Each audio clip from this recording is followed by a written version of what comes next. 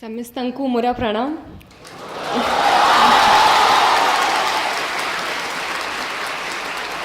अपना माने किमती अच्छांती समझते। आज मु अपना मनंका गहनारे उपस्थित थिबारु बहुत खुशी माने करू अच्छी।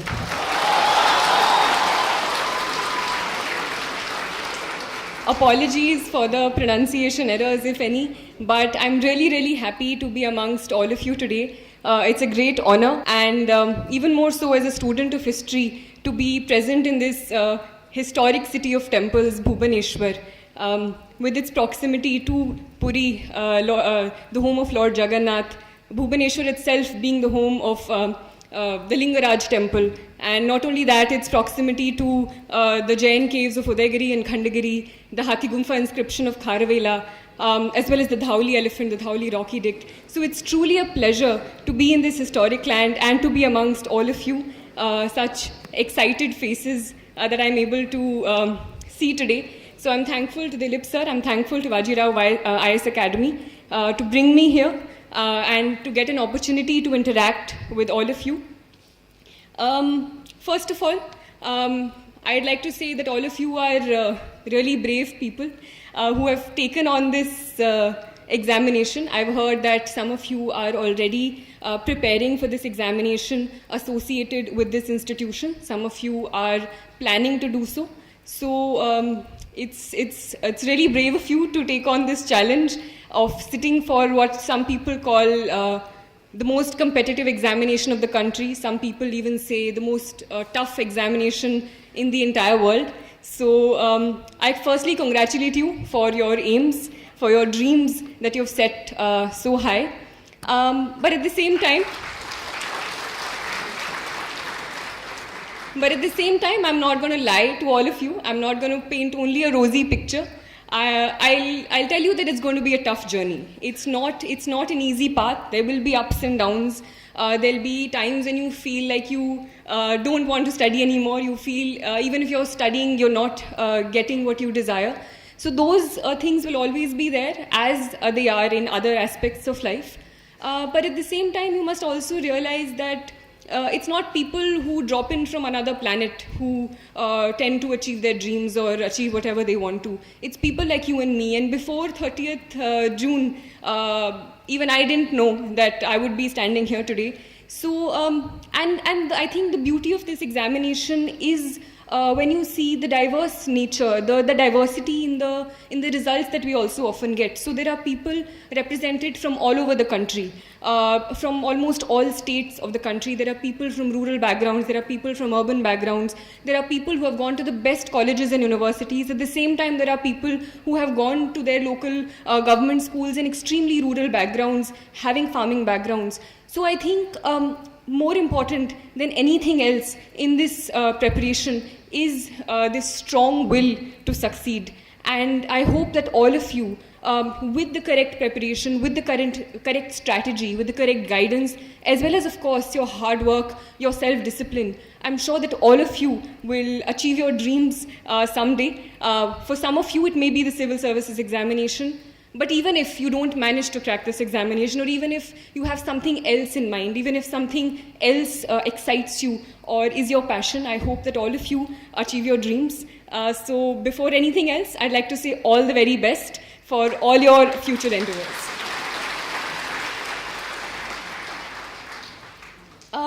And I'm no one to come and give you success mantras or tell you. I'm also at the very beginning of my journey, so I'm not going to tell you success mantras as to how to succeed in life.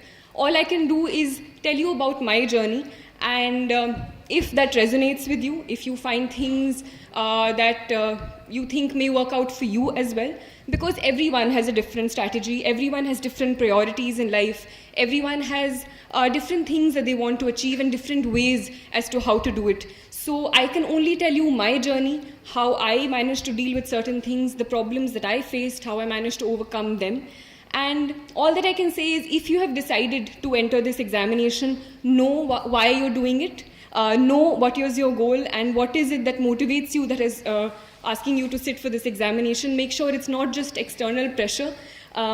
And if you have taken that journey, started that journey, it's possible that some of you may not succeed, but whatever the outcome is, you'll come out richer. You'll come out gaining a lot more knowledge, a lot more experience, and whatever comes at you, try to look at it as an experience that is going to teach you. And try to not get disheartened. It's easy to say that when you've sort of gained some sort of success, or when you're at the other side of it. But try to look at things with a positive outlook. Try to look at whatever positive that you can get out of it. So enough with this bhashan. I'll start with my as to how I started my preparation and what motivated me towards it. So firstly, I even during school, I did not always think that I'll become a civil servant. It was not something that was in my head. But I was always clear that I wanted to do something where I would be working with people, where I would be working on the ground. So even in school, in starting from 6th, 7th, we had this option of choosing a club in school.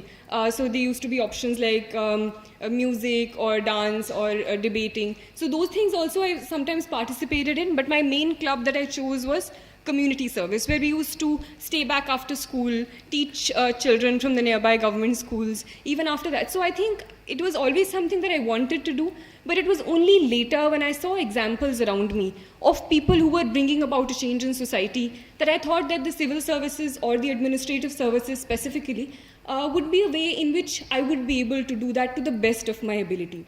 So, and there were, again, many examples in front of me who showed me that. So, while I started reading, I saw examples of an IAS officer, MS Lakshmi Priya, in Assam in Bongaigaon, who through little initiatives that she had started, Project Sampurna in Assam, tackling the problem of malnutrition. Or Aki Ravi Krishna in Telangana, who had begun this process of Gudi Cheruvu initiative, in which he managed to raise the water table by about 6 meters. So these were things with slight changes, and with the right will, they were able to bring about a huge change to the people around them. So people like these motivated me, and I thought to myself that this is probably one platform where I can best serve my country in a way. So this was my idea. Towards the end of my graduation, latter half of my graduation, I decided that this is what I'm going to do. After my graduation, I started preparing for this examination. There were, again, as I said, many downs in this preparation as well. So 2 things that immediately come to my mind when I was asked is, so I gave my first attempt in 2020, which was last year. This was 2021, the attempt that I managed to succeed in. In that attempt, I cleared my preliminary examination.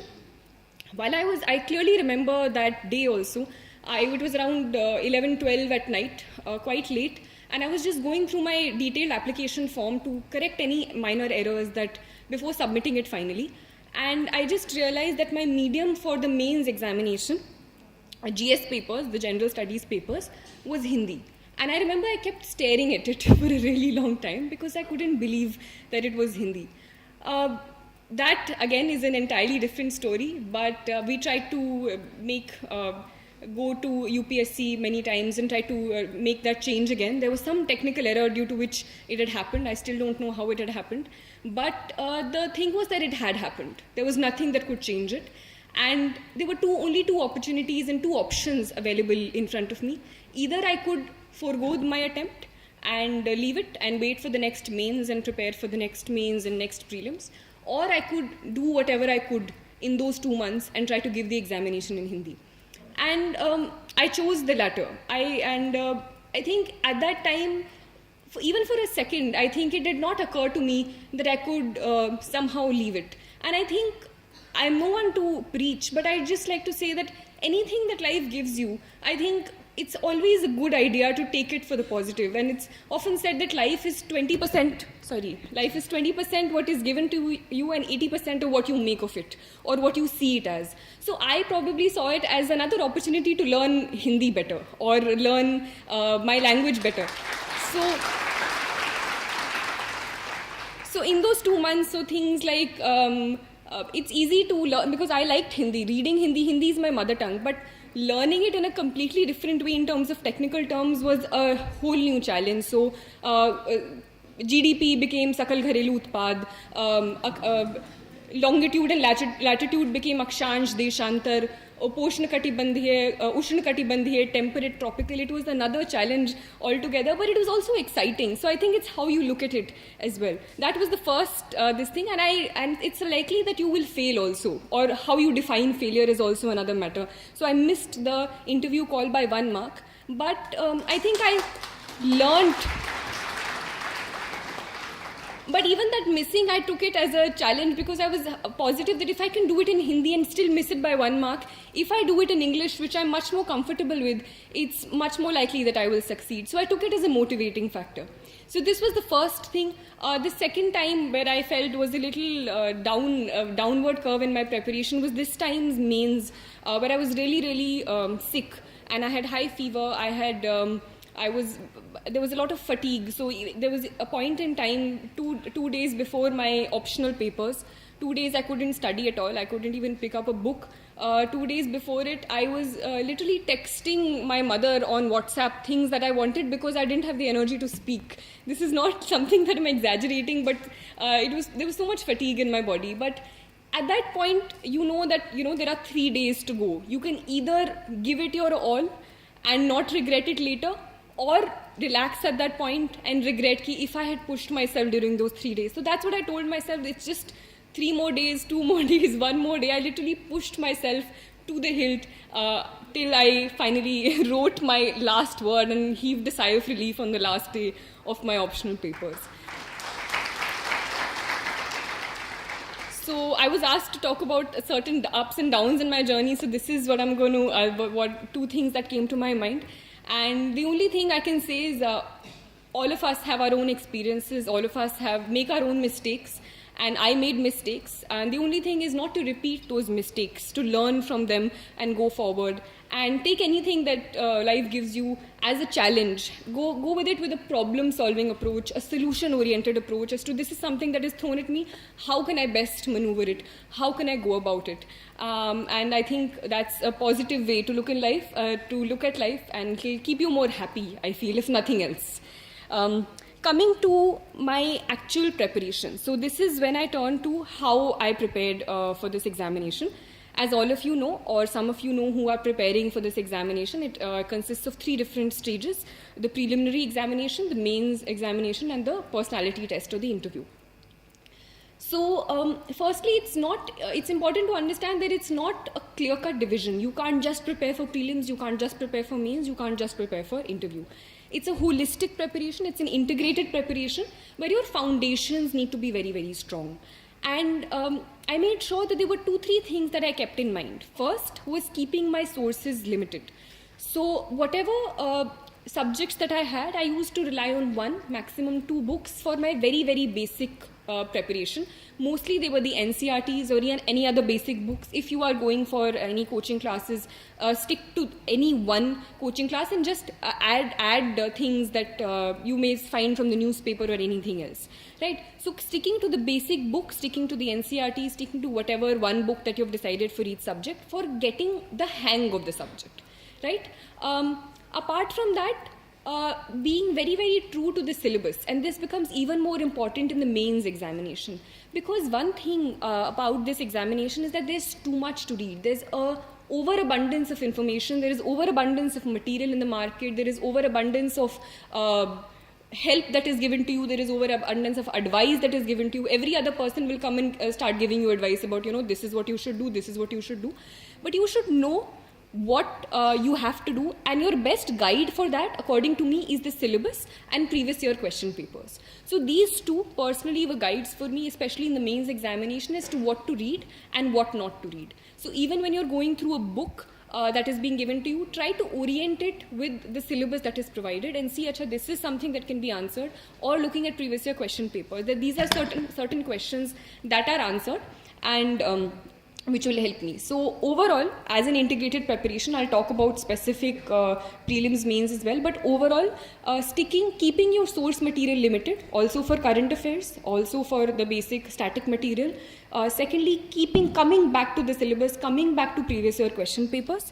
And thirdly, of course, is revision.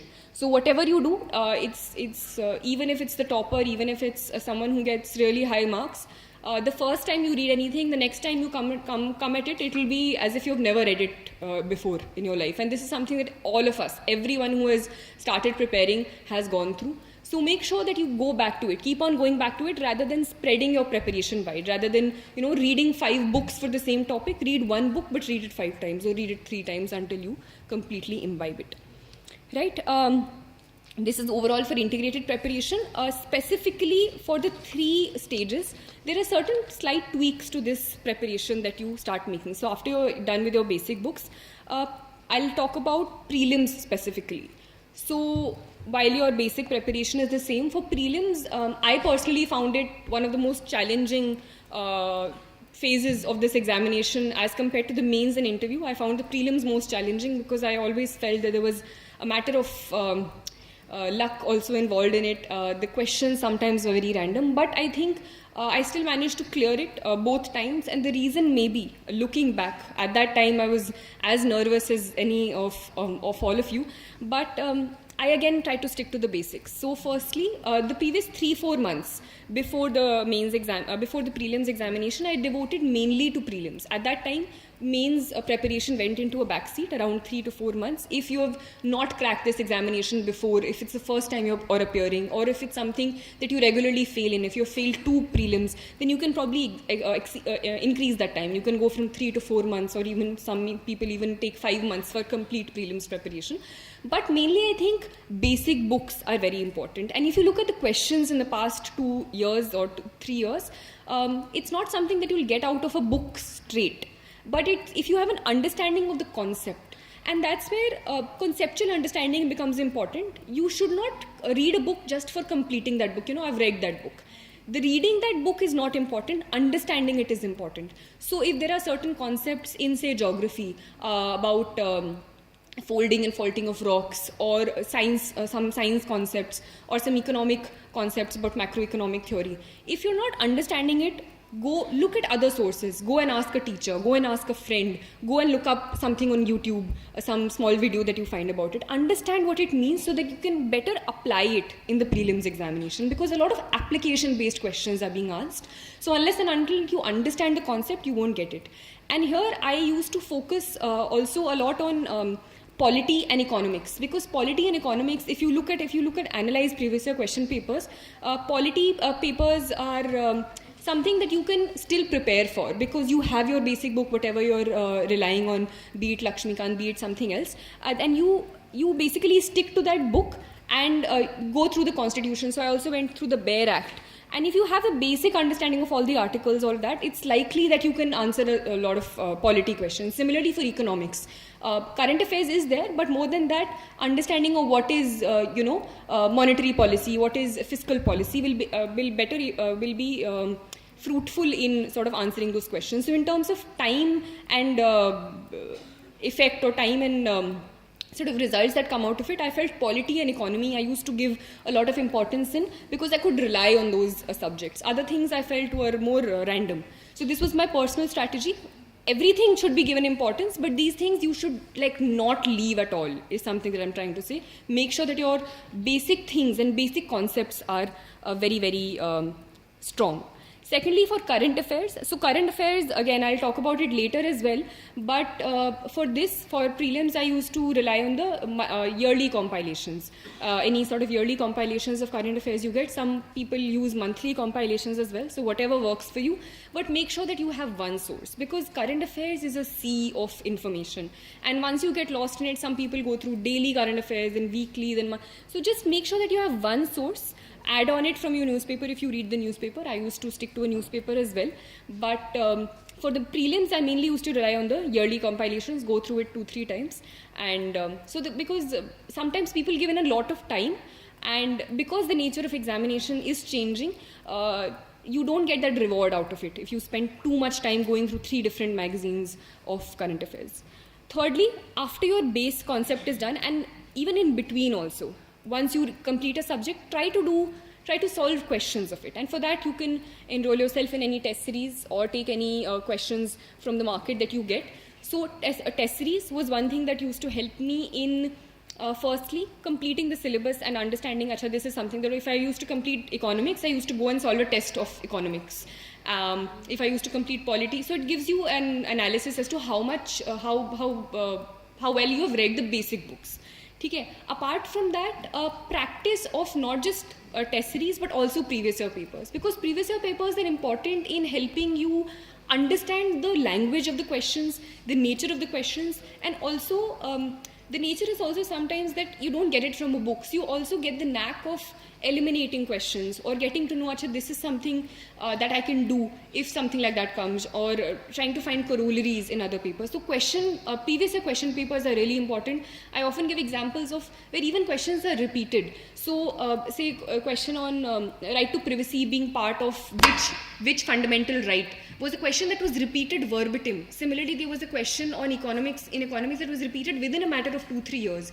So it's a reward that you get. Similarly, questions on history. So last year, I think, the year before this, there was a question on Mongols. And someone who had probably gone back and looked up what the Mongols were when they came to India would have maybe been able to answer the question that came this year. So both here there was a question on Mongols with slight differences, and the other options, if one had analyzed, one could probably answer the question that came this year. So going back to previous year question papers, not only the question but also Google searching other words, other options, looking back at the subject is something that really helped me, which probably helped me get through prelims at both in both years that I gave this examination. So basic books, current affairs, test series practice, at least 3-4 months pehle to I used to do a lot of test series in the last 3 months. Before that also you can beech mein do if you want. It also helps you understand how many questions you want to attempt in the final paper. So if you have good accuracy, some people go for 80 questions or even less, or I personally went for a lot of questions. I went for 90-95 questions, but it depends. So all of that you will analyze when you're doing these test series and you're understanding which questions to attempt, which not to attempt, because negative marking also pulls people down. Apart from that, previous year question papers analysis, not only for practice, but I used to figure out things that I'll make notes of separately, which I couldn't find in any book. So in the previous year papers, if I'm finding a lot of questions on Buddhism and Jainism, and I'm not finding that specific content in a book, so I used to make 1 or 2 page notes based on Google search, based on going through a certain book, and revise them later. Similarly for maps, because maps is something that fetched you 5-6 questions sometimes. So going through maps, so I used to make a timetable before the prelims that every day for the last 2 months I used to devote say 15 minutes or half an hour to just the map questions, because you can't do all of them in one day. So just looking at a certain continent's map or going through certain videos that you find on YouTube, anything like that. So these are things that you have to figure out by analyzing, and these are things that no one will specifically tell you also. You will have to do this hard work yourself. Sometimes you just rely on acha toppers, notes are there, toppers, this thing is there, we'll just go and use it. That process of going through it yourself is also important, even if you're taking toppers notes. So I used to take sometimes look at toppers answer copies or take toppers notes from certain sources, but making that your own as well, going through that, adding stuff on your own, regularly revising it until you make it your own is also important. Okay, similarly for CSAT, for indexes, schemes, I used to make certain things, certain parts of the day which required regular revision. So I used to do that, devote 10-15 minutes every day, rather than sitting one day entirely where it doesn't all go into your head. So whatever works for you, try to make a timetable that works for you, try to make a schedule that works for you, rather than blindly aping the person next to you, or getting rattled that this person is doing this book, it looks better, maybe he knows more or she knows more. Have faith in yourself. Have faith. Firstly, strategize, and once you strategize, have faith in whatever path you're following by making slight changes that you find necessary. So this was my prelims preparation. Next comes mains, and within mains I'll talk about 2 main things as separate topics as well. 2 things which were important for me. One is answer writing, the second is note making. So for answer writing, I think there are a lot of things that are important, and I managed to get decent marks in my GS papers and my optional as well. And I felt one reason for that was also, looking back again I can say, is answer writing. I used to practice answer writing, and not just practice it, but analyze how I've written those answers and build up on them later as well. So, firstly, I think what is important is understanding the question, and this is it's a very easy thing to do, but lots of people don't do it. And I feel that if you just understand the question and answer what is being asked, half your battle is won. Because this is one of the challenges that I personally also faced in the early part of my preparation. And even in that time, when you're writing the examination in the mains hall, there are two challenges. One is content, you have to write good content. The other is time. The clock is constantly ticking on your head. So maintaining that balance becomes very important. Either you're writing really good answers, but you're leaving 5 questions at the end, which doesn't help because the competition is so much. Or you're completing it in the time limit, you're scribbling your way till the end, but the content is not good. So for managing that, only practice is the way, and not just practice, but correct practice. So firstly is understanding the question.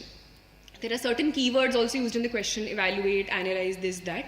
And it's important not just to jump at the only word you know and start writing about it. It's important to understand why this question is being asked and cater to that as well. So say this time there was this question on evaluate the nature of Bhakti literature and its contribution to Indian culture. So sometimes when you don't know enough about Bhakti literature, you will just start writing about Bhakti. You'll start writing about Nanak, you'll start writing about Chaitanya Mahaprabhu, this, that. And half your page is done, then you'll write 1-2 points about Bhakti literature or something.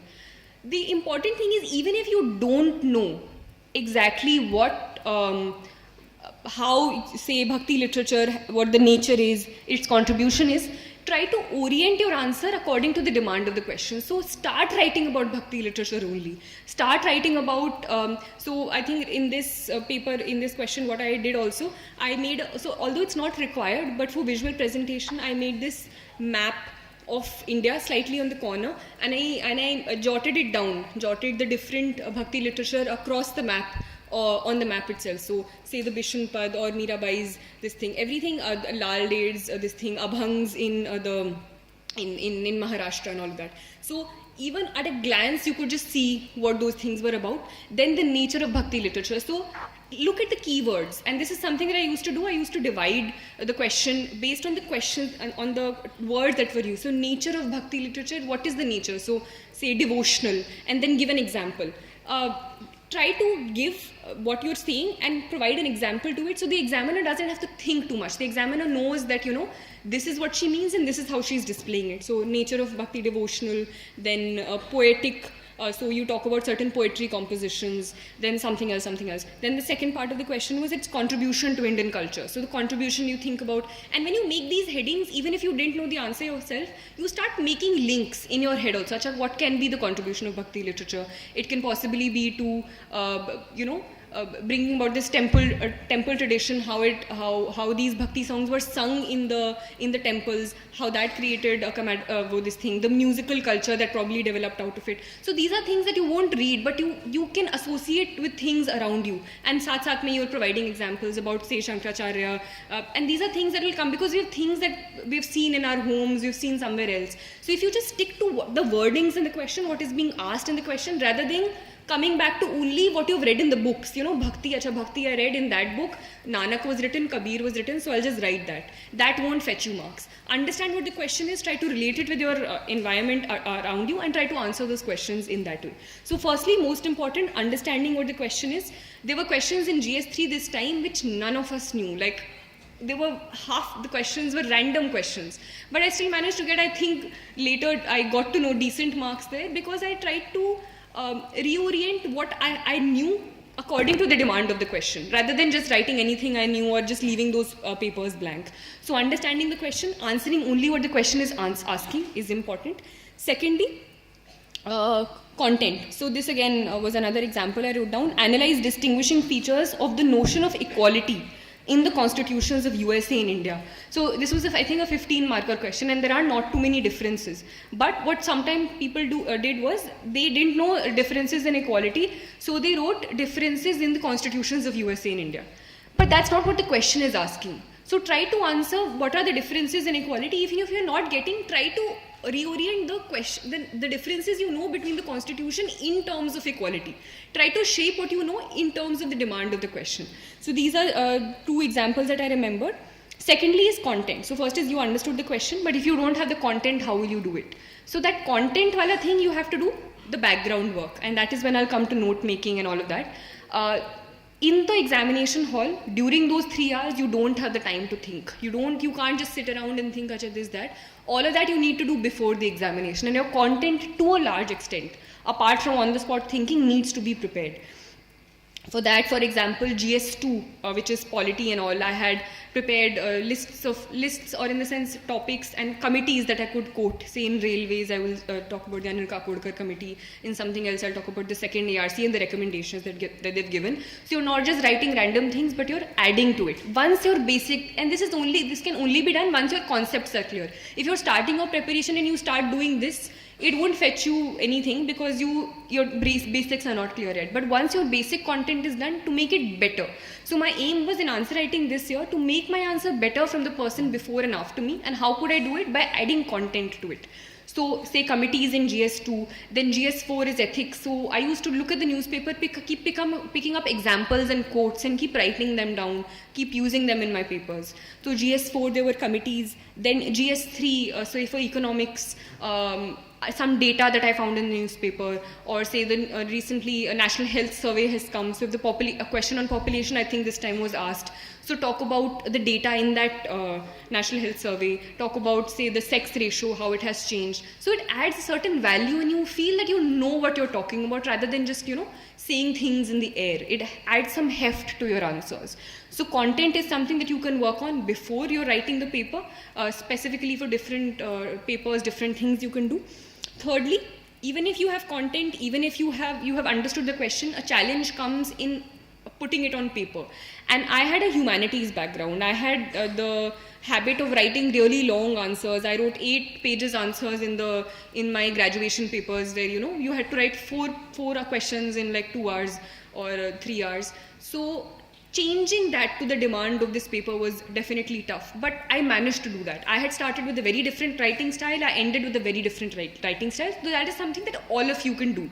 So I used to write in paragraphs. I used to write really long introductions, but I tried to press a lot of information later on in points. So before I was writing the paper, I used to think that, this is a problem, this is an issue that happened with me last time. I used to do this. So this time, I'll try to do at least this. I'll try to at least make the introduction only 2 lines or 3 lines. Or I'll try to introduce, if I could write only 3 points in my last paper because I was writing in paragraphs, I'll try to write at least 5 points this time. So these are things before I was writing, I used to tell myself and try to, implement it. So maybe you won't write 5, maybe you'll write 4, but next time maybe you'll make that jump to a 5. Next time you'll maybe make that jump to a 6. So these are things that you told yourself. In terms of structuring the answer, what I used to do was, I used to use subheadings. So things, like I said initially, evaluate the nature of Bhakti literature, contributions. So I used to write a short introduction about the Bhakti tradition and some quote or something in Sanskrit I wrote, I think, in the first introduction for this thing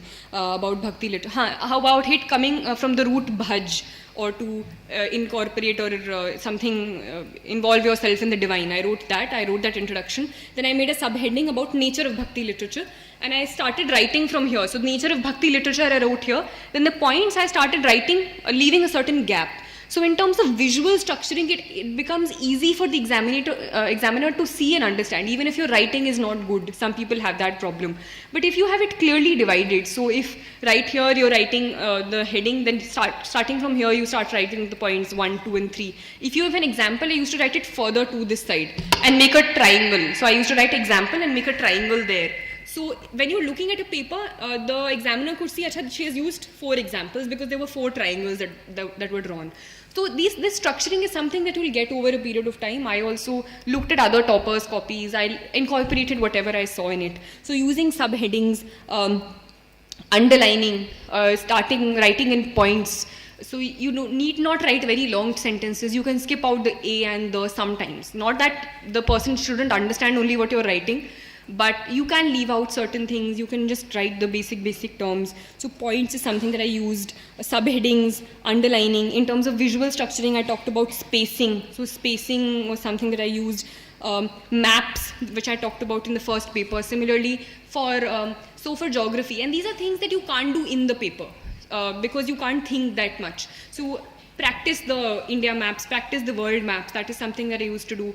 And say for geography, I had 2 pages. I just went through all the NCRTs, picked up all the diagrams that I could use and do them on 2 pages. Similarly for economics, I was just going through the monthly magazines or yearly magazines or any other source that I found and just drew the, charts or flow charts that I could draw. So there was this chart on financial inclusion, and I knew that if a question on financial inclusion came by chance, I could draw it and it could add some sort of value to my answer. So these are things that you drew before, and then before the examination you just went through them, ki acha, this is something that I can draw. Towards the end, this is what you do. You focus on the committees, you focus on the examples, you focus on these diagrams. So these are things that you can directly reproduce in the paper if the question comes. Don't just do it just for the heck of it. Sometimes people do that also. Randomly they're doing diagrams, randomly they're drawing charts. You need to do it only so that it makes your answer better. Don't unnecessarily bombard your things with these visual things, but if it's making your answer better, definitely do it, because it adds some sort of diversity from the paper before and after you.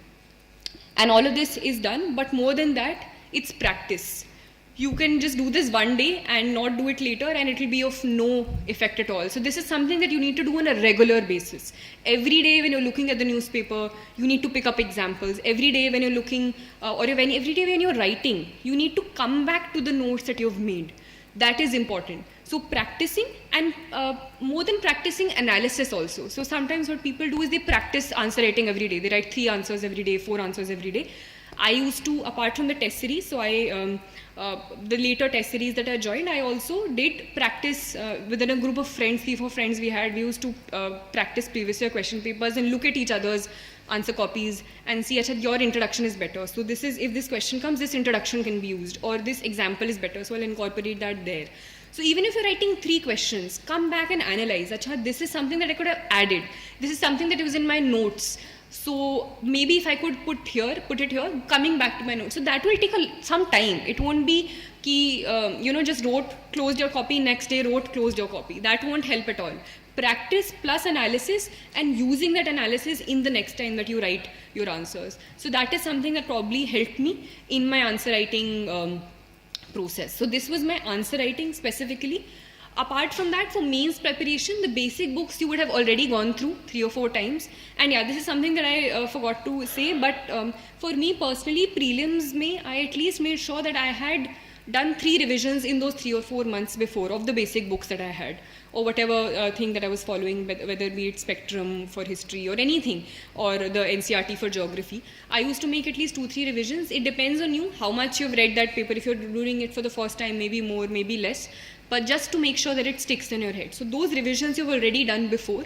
Here also, now you can go through whatever basic books that are required. So for mains, you need to stick more to the syllabus, I feel, rather than just sticking to a book, because book you have gone through, your concepts are clear, but orienting them to, and there are certain topics which you won't find in books, or you'll have to look, say for example, governance topics. If you find a book on governance or some notes on governance, coaching notes, that's well and good. If not, try to make small 1-page notes of it. Say, I used to make notes apart from that. So the second topic apart from answer writing is note making. For some people, note making does help. For some people, it doesn't. It depends on your way of studying. For me, it did help. So I'll talk about myself. I did not make notes of all the basic books. Some people do that. I did not.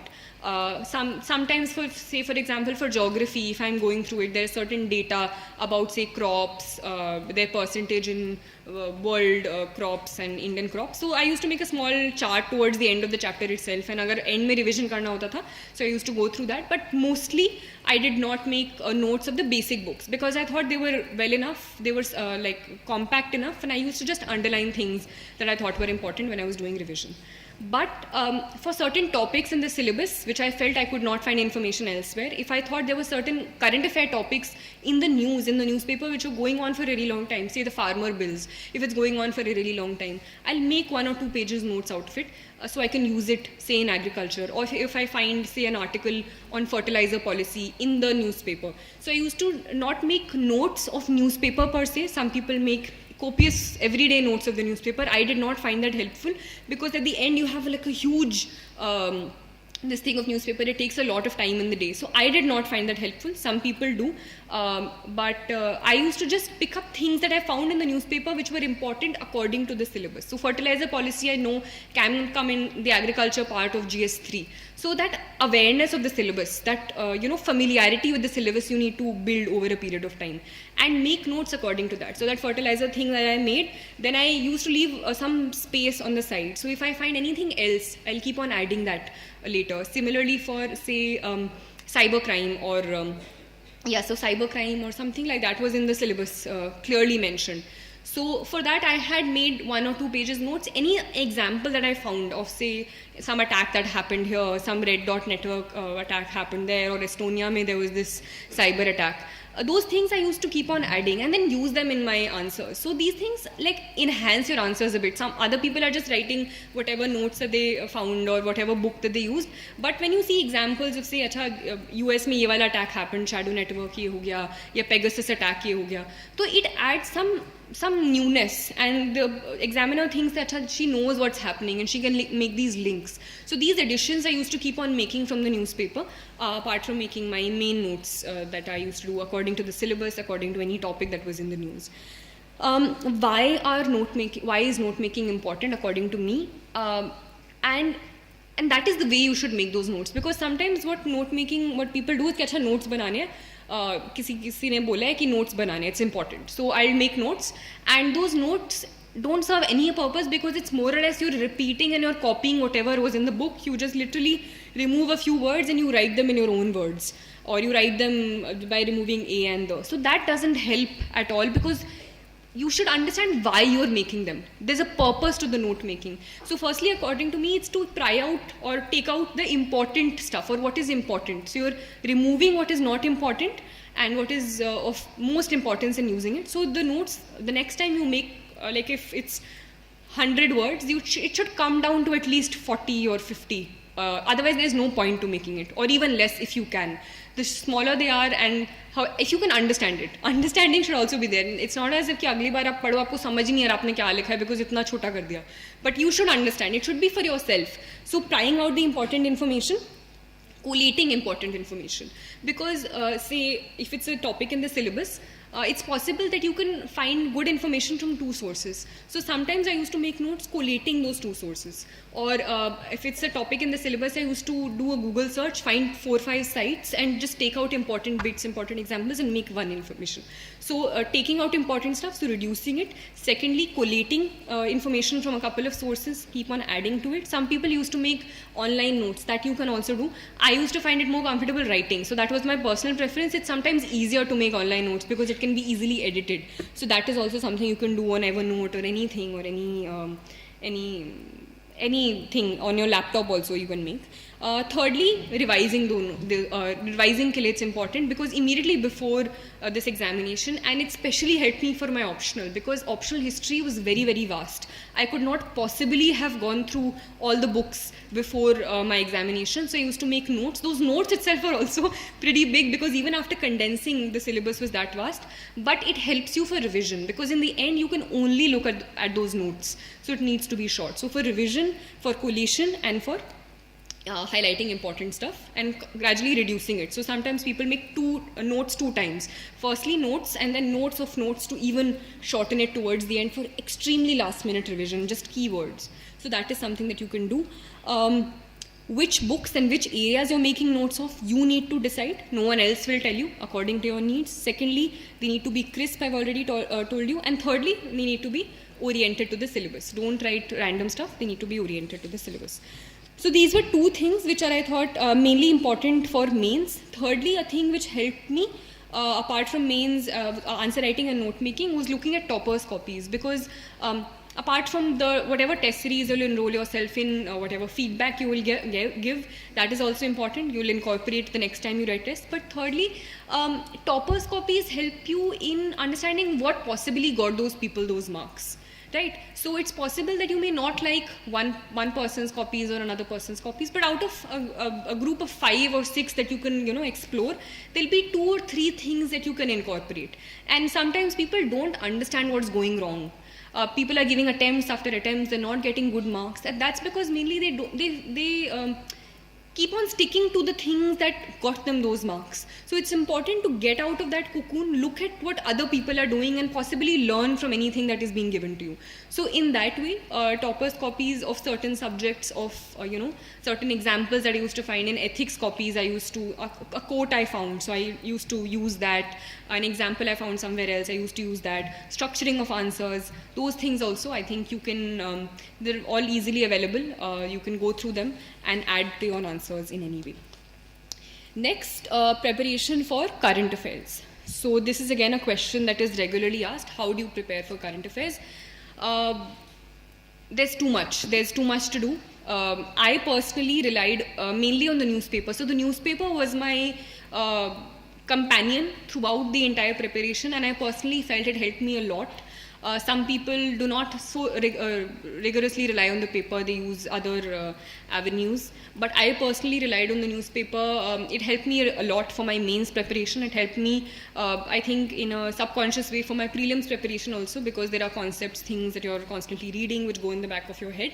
I did not make notes for it for prelims, but I made notes for it, as I had already told you, for my mains. Examination topic-based, syllabus-based notes. So I just like to say that get into the habit of reading the paper. It will help you in some way or the other. And as we'll talk about later about the interview preparation as well, that at that point you can't neglect the newspaper at all. Sometimes you have to rely on more than one newspaper to get opinions, but it's better to get into the habit of reading the newspaper, because sometimes in the monthly compilations or yearly compilations you get the facts, but you are not able to get into the bottom of it. You don't get opinions as such, or an analysis, which sometimes I think you get from newspaper editorials or any other article that you find on specific issues. So try to get into the habit. If you're not able to understand it, take help of someone initially, and it's very natural. Initially people take 2 hours, 3 hours to go through the Hindu, go through the Indian Express. So it's absolutely fine. Take that time, but over a time cultivate a habit of reading only the important parts. You can leave out the political bits for the preparation. You can leave out certain other things. And if you orient yourself to the syllabus, you'll understand what to read and what not to read.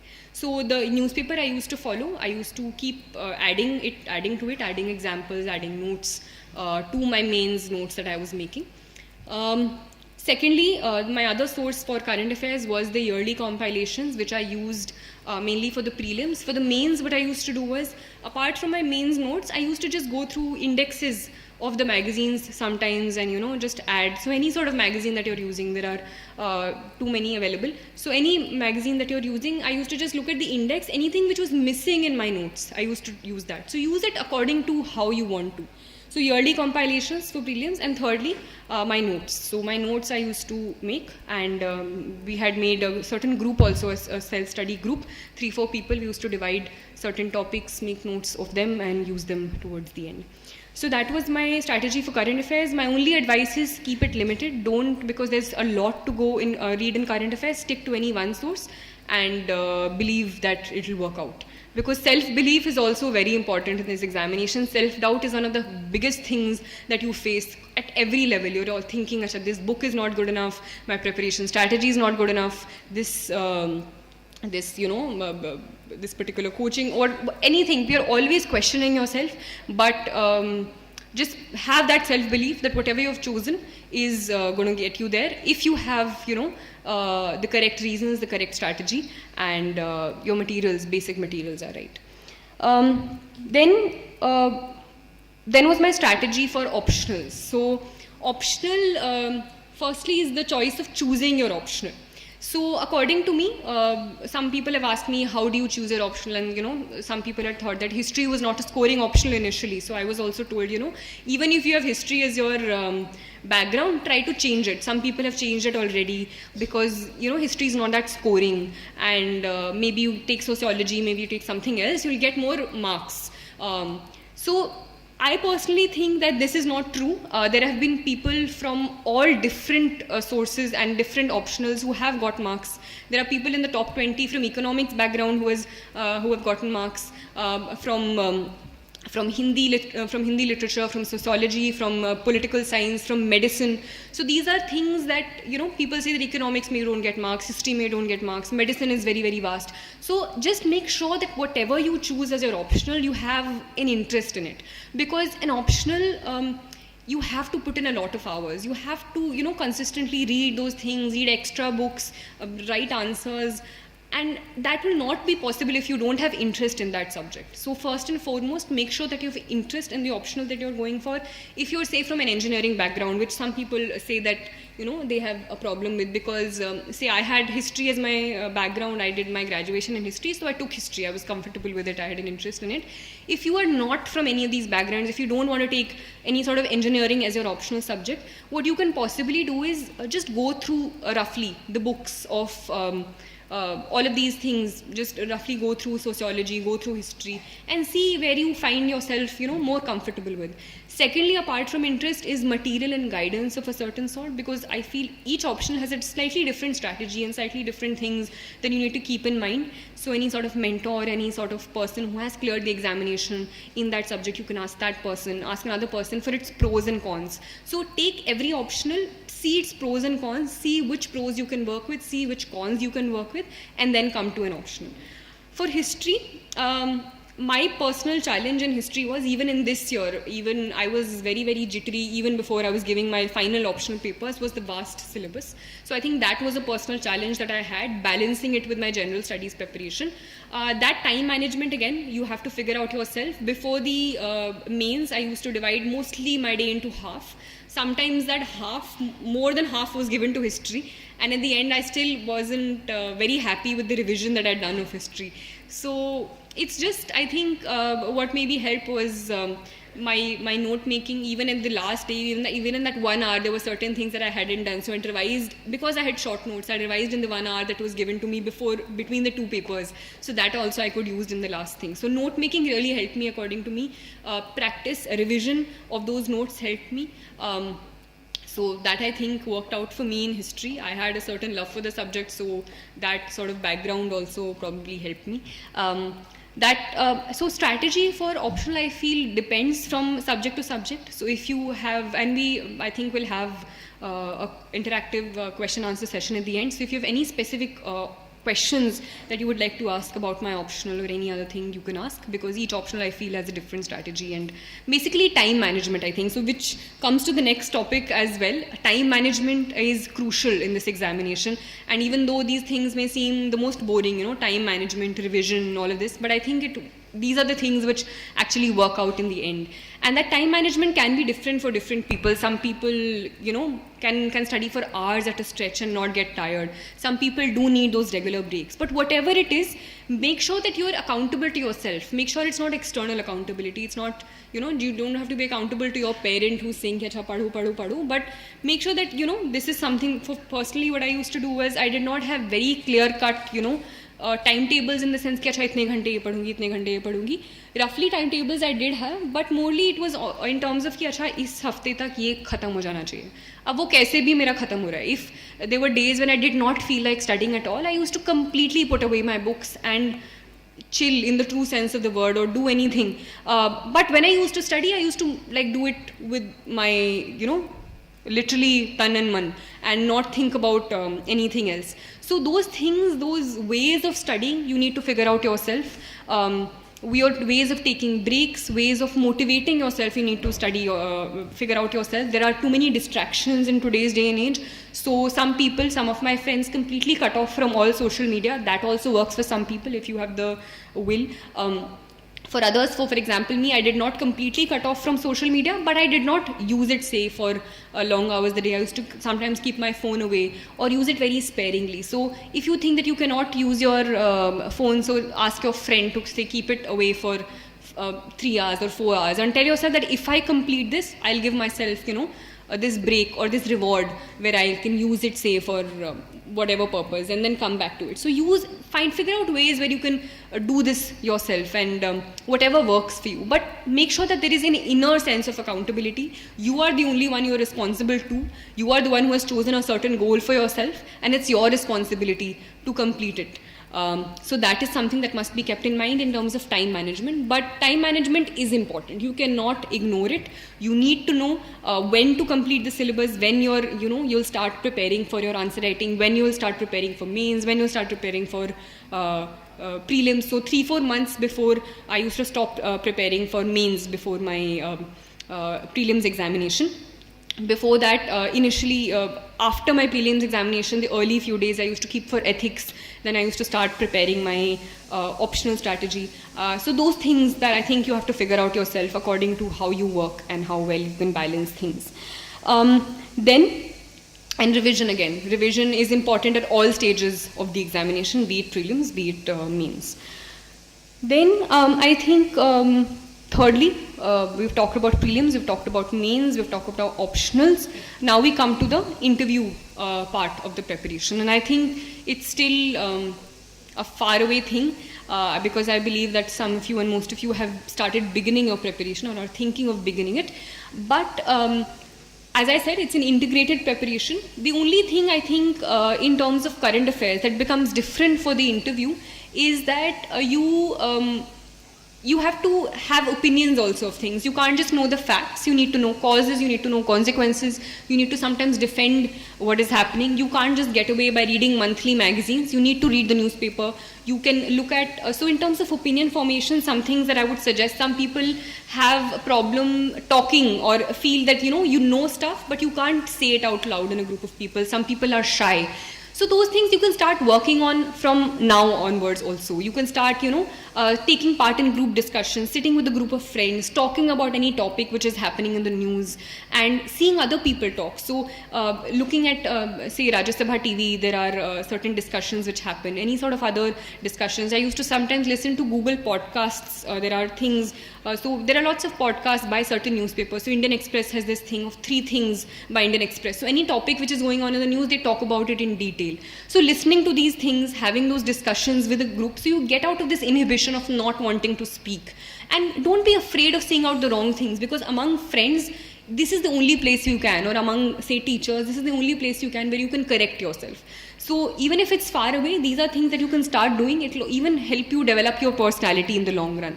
So start having these group discussions. If you think that you feel shy speaking, try to talk in front of a mirror.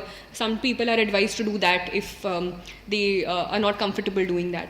So firstly, in terms of content, read newspapers, develop opinions on things, have discussions, look at videos, hear podcasts, try practicing these things, try practicing answering questions. Apart from that, the detailed application form that you get, that you fill towards the end. There are certain sections for hobbies, there are certain sections for things that you've done in school. So every single word you need to start, you need to prepare for. I think for that you can, think about a little later, but I'm just informing you. Let's say you're from Odisha, so you'll have to prepare about the state, about the sex ratio, the cultural importance of the state. All of those things you will have to prepare for. You might be asked questions about that. So the detailed application form. In terms of hobbies, some people are asked, how do you develop hobbies, or can you make up hobbies? So I would suggest that don't make up hobbies only for the application form. Try to cultivate those hobbies from the beginning of the preparation, or just like I think generally also.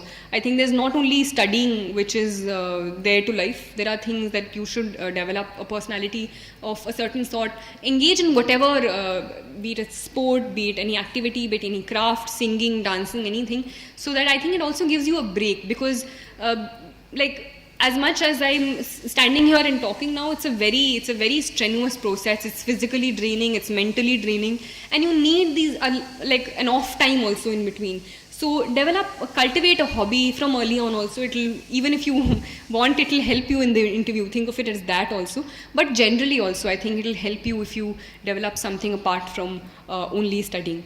So those are things that you can keep in mind for the interview. As for the last time when you enter the interview hall, I think calmness of a certain sort is important. Self-confidence is important, and those things you'll cultivate when you gain the content, when you gain the knowledge, and when you start practicing and doing these things from early on. So apart from your knowledge, it's also a test of your character, it's a test of how calm you can be in stressful situations. So that, I think, is my advice for the interview. Apart from that, this was the academic part of it, the academic strategy, the do's, don'ts, how I went about my strategy, my content for all 3 stages of the examination. Apart from that, I think you need to understand and ask yourself why you're giving this examination. And setting a goal is important. So I believe that some of you are preparing. There are maybe some of you who are who have certain other goals in mind. So just make sure that you set your goal for yourself, whatever you want, and ask yourself why you're doing that.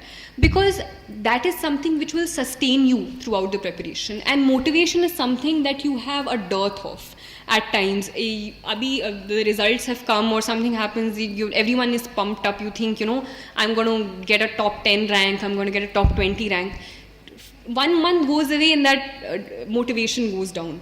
So that motivation should be internal. You should know why you're doing it, because when there are those down times, when you're down in the dumps, when you're questioning yourself, you need to come back to why you started in the first place. So that, I think, is the first and foremost, most important thing, that inner motivation, why you're doing it. You need to be very, very clear. If you're not doing it for the right reasons, it's probably good to step back. But just remember why you're doing it. So setting your goal, once you've set that goal, it'll also give you the motivation to work hard, because even though there are different strategies, different ways of reaching your goal in this examination, you have to work hard. There's no way working around it. Whether you're doing it by slogging 18 hours a day, whether you're doing it by doing 8 hours a day but doing it consistently, you have to work hard. There's no easy way out of it. It is a very, very tough examination. Let me not mince words. It's a very highly competitive space as well. So you have to work hard. But that motivation that you get by getting to know, the way that you can serve the country, or the avenues that will be available for you in terms of ways you can contribute to people around you, that is a big enough motivation to keep you at it for those long hours. So hard work is very, very important. However much you try to run away from it. Time management, revision, all of that I said. But also, hard work can also be in various ways. You can work hard at doing certain things and still not get the desired results, because maybe you're not going with the right strategy. So apart from hard work, that hard work should also be in a certain direction. And that is where there is an importance of guidance, of mentorship of a certain sort, of knowing the direction where you're going. So make sure that however you work around that strategy, be it through mentorship in a coaching institute, if you're choosing to do that, or a mentor that you have around you, or a person who's cleared the examination, or if there are other sources as well. Whatever it is, make sure that you are following the correct strategy, and that hard work is being put in a certain direction. Make sure it's not being spread out. As I said, keep your sources limited, keep your direction limited, so that you can more easily reach that goal. Apart from guidance, mentorship in a certain direction, after the hard work and after all of that is just going through the content, is the practice and evaluation. So for practice, any sort of tests that you go through, test series, be it for prelims or for mains, and more important than just the exercise is the feedback. So using the feedback, not just taking the feedback as it is, but using the feedback the next time you do that. Self-evaluation as well. So there is an external evaluation and self-evaluation in terms of how much you've improved in the past 1 month, things that you need to work on, things that you think are done, and focusing on the things that you have left out. So practice and evaluation. And things that are not talked about, apart from the academic part, is the emotional balance and emotional stability that you need to maintain. Because it's, however many times I repeat it, this motivation, these ups and downs, there'll be constant ups and downs during this preparation, and to deal with those downs, you need a certain emotional balance, you need a certain stability at that time, and these things are often not talked about, but the stress is also really, really too much. There is parental pressure, not even just parental pressure, there are people randomly from, distant relatives who've got to know you're preparing for this examination, and they ask, acha, uska kya hua, or uska. So there's random sort of stress as well, but you need to be accountable only to yourself. right? And so coming back to yourself, so what I used to do when I used to be stressed at times, or I thought, so there are different things for different people. So whenever I used to feel stressed, I used to take really long walks in the park or any sort of nature thing that I wanted to do. I used to eat some of my foods, the nice foods that I liked, some of my favorite foods, I used to order them. Or I used to read a book, watch some of the movies that I liked. So getting in that immediate sense, you can figure out your ways to de-stress. In the long term, I think you need a positive environment around you. So a positive group of friends sometimes helps to push you, even if you're coming down. So I was lucky in that sense. Thirdly, obviously, your parents are a great source of support. So for me, I was lucky enough in that regard as well, where that positive push was always being put. I was never made to feel that pressure of not performing or not doing well enough. But even people who do not have that sort of support, people who are living completely alone, who do not have the positive environment of friends or parents around them, try to look inwards. It's easier said than done, but try to look inwards, try to understand what you're doing, figure out ways of de-stressing, whatever it is. Try to understand what your priorities are in life, how you can, try to achieve them. So those are things. And I think most importantly, I feel what gives you an inner sense of satisfaction is giving your 100%. And let's not mince words, the success rate in this examination is very less. So there are a lot of you and lots of people who give this examination who will not succeed in this examination. But that does not mean that you do not succeed in life, because there are various other avenues in which you can give back to society. I have friends who have exhausted all of their attempts but are doing very, very well in other aspects of their life. So as long as your goal is set in terms of what you want to do, there are various ways in which you can serve people around you. Make sure that if you've chosen to give this examination and it's something that you want to do, make sure that you give your 100%. So at the end, there'll be no regrets. Even if I did not clear this examination this time, I would definitely have been sad, I would definitely have been heartbroken, but at the same time, I would have been content with myself that I did all that I could. And the idea of Nishkam Karm that we often talk about, I think it's very important when the Karmani Vadhikaraste Ma Phalishu Kadachana, you give your 100% and then don't worry about the result. All you can do is do what you can with the right strategy. With the right strategy, with the right direction. Don't put your hard work randomly into the air, but with the correct guidance, with the correct strategy, give your 100% so that at the end you're not questioning yourself. You can't think, अच्छा अगर मैं उस दिन ये कर लेता, अगर मैं शायद वहाँ नहीं जाती, या फिर थोड़ी मेहनत और कर लेती. Those questions I think you should not have with yourself, and I'm sure that if you do that, there'll be various other ways and in various other walks of life also, apart from the civil services, that you can contribute to society, that you can, be kind to others, because I think kindness is something that gets you far in life. Be kind to yourself as well. Be kind to yourself, be kind to others. That's all I can say, and I'll just like to say all the very best for all your future endeavors. Thank you.